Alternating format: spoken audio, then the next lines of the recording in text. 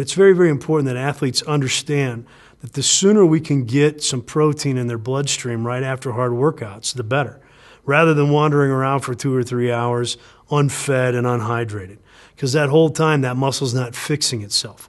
Fluid status sets the environment for the protein to signal a tissue remodeling and recovery process. And so we've got to have a plan to get athletes rehydrated and when necessary, if they cannot eat a meal, a food form supplement potentially in there in a timely fashion to get some of the critical proteins involved in tissue remodeling in the mix, in the bloodstream, while that blood is in the muscle, while that muscle is still perfused with blood right after activity. So there's a timing issue.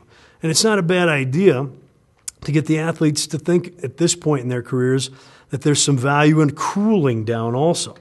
When possible, after very intense workouts, it's not a bad idea to get athletes to cool down because it will increase their drive to drink and eat sooner after activity versus wandering around hot and dehydrated and with no appetite. So cooling leads to better rehydration and more timely refueling with a protein source. It's part of our recovery profile. And that's nothing fancy. A lot of hockey players just take cold showers or use something like a trash can with ice in it. That might be beyond most of these kids, but it's not beyond teaching them of the value of blunting inflammation from the outside in with cold therapy or cryogenic therapy at this point. Now, the protein sources that are the most potent at stimulating tissue remodeling and recovery have an amino acid in them called leucine. Leucine is an amino acid that plays a very strong role in signaling the recovery process, telling a muscle to start repairing itself. And we find a lot of leucine in something as simple as dairy proteins like milk. So it's okay to talk about using something like chocolate milk as a recovery beverage to athletes at this age, because the carbohydrate from the flavor of the chocolate is beneficial for putting the glycogen back in the beat-up muscle, and the leucine-rich whey protein fraction, which exists in milk, is fantastic at starting that signaling process for fixing that damaged muscle. And if an athlete can't drink milk, we have some lactose intolerant athletes out there, can't digest the sugar in milk, then we might look for a whey protein fortified recovery beverage that's lactose-free, and there's dozens of them on the market. But again, we would look for an NSF-certified product, and we would not have a cavalier attitude about where the athletes go to find a solution there. They should probably work with a sports RD that can help them find a safe source from a reliable manufacturer that's certified. Okay. Now, there's a lot of things that we can do to get protein in the athlete's bloodstream beyond liquids. There are a number of bars out there that usually have soy protein or vegetable protein as the main delivery system of leucine, and soy is a great source of leucine also. So, and it may vary from liquid to solid whether we get whey protein or a soy protein, but they're both fantastic leucine sources. They just function a little differently in products, and that's why you'll see them in one place versus the other. Now, as far as diversifying our protein at our meal, why that's valuable, there's a number of reasons.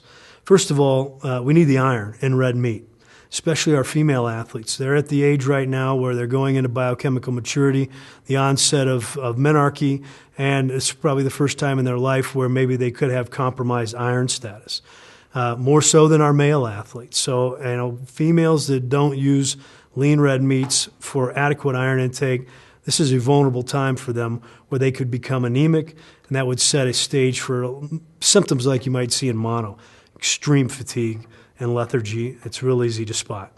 As far as dairy protein sources go, we get calcium.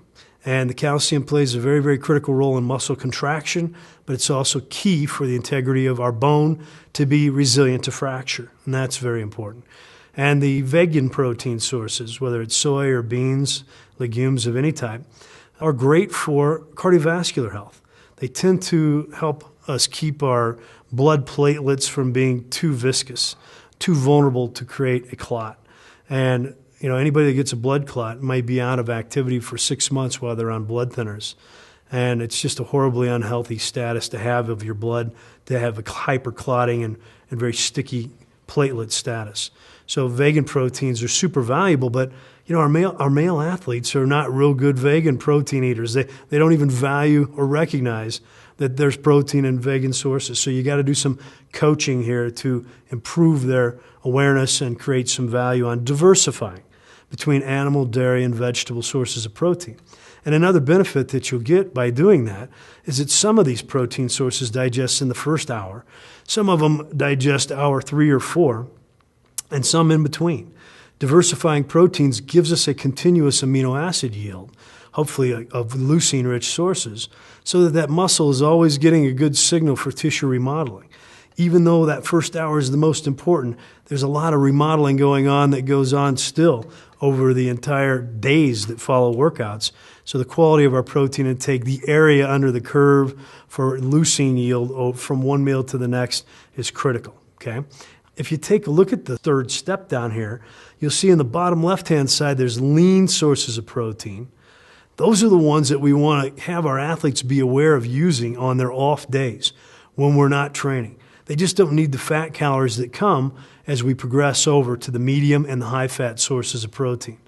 There's a time and a place for these medium and high-fat sources of protein. It's typically after a hard workout while our metabolic rate's rolling on after activity. But I wouldn't get in the habit of using the high-fat protein sources with any kind of regularity. In the end, it's medium-fat sources right after hard workouts and lean sources on our off days. Athletes need to know how to modulate or periodize those relative to active and inactive days, or they're going to have some vulnerability, just like we talked about with carbohydrates, laying down body fat relative to inactive days. And I don't think you need to even wait for 2 or 3 days off here. You get 1 day off, I would get right to lean right away. Now, at game day, I would probably take these precautions. Where you see these yellow boxes in step 2 and 3, have the athletes take a highlighter and draw a line along the edges of where those boxes are. That's what you're going to want to drop out at your pregame meal. We're not going to want a big sugar load out of the step 2 from fast-digesting simple carbohydrates. We're not going to want a bunch of high-fat protein sources that track very slowly through your GI tract at the pregame meal, or the athlete's going to get to the game, to the warm-ups, and there's still going to be undigested food in their GI tract that's just creating discomfort and creating a distraction for them that could eventually diminish performance. So we're typically eating our last meal about 4 hours before competition to be safe, maybe 3, and we're taking these precautions. And I think the only thing that we're really trying to avoid here out of step number 1 is the highly spiced foods. Highly spiced foods are something that whether it's a too spicy spaghetti sauce or something really pungent like curry and Indian food, or even just a bunch of sage that you might get in a greasy sausage like a bratwurst, just not appropriate because of the spice or the fat content in the case of the sausage. You'd want to avoid those. And if you can take these same precautions to heart that we're talking about for off days and for pre-competition, because they're one and the same, the good news is that athletes will come back from any break in training hopefully just as lean as the day they left. And we will not see them accrue a bunch of body fat every time there's a break in training that we maybe very diligently work to get off of them in the weeks preceding the break.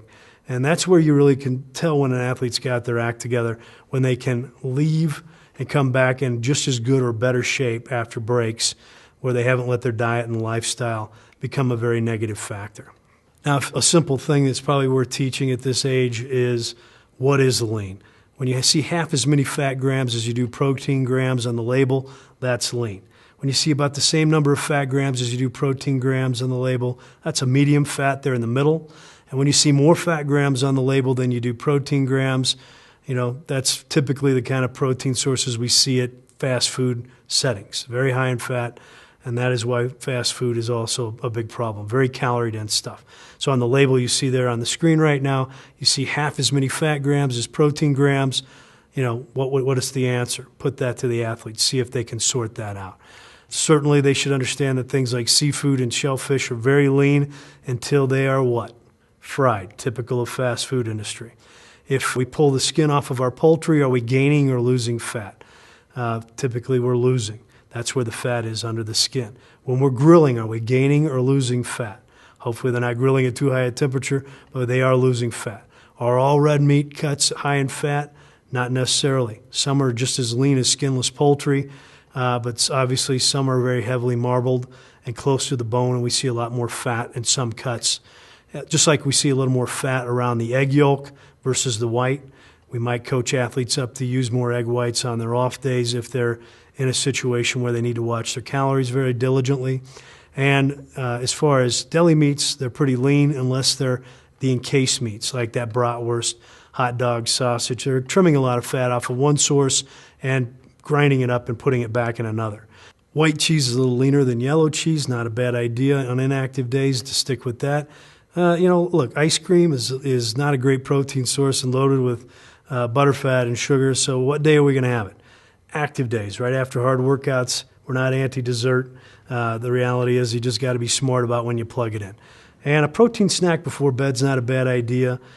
Beef jerky, boiled eggs, string cheese, yogurt, gelatin, those all work. Some our female athletes will like more than others. But when it's all said and done, that growth hormone that pulses while we're asleep at night, if it's a good quality night's rest, we could get some value from putting a lean source of protein and gelatin in our bloodstream, because connective tissue is made up of gelatin, and that's not a bad matrix to have in our bloodstream when that growth hormone's pulsing and we're doing a lot of tissue remodeling and recovery while we're asleep.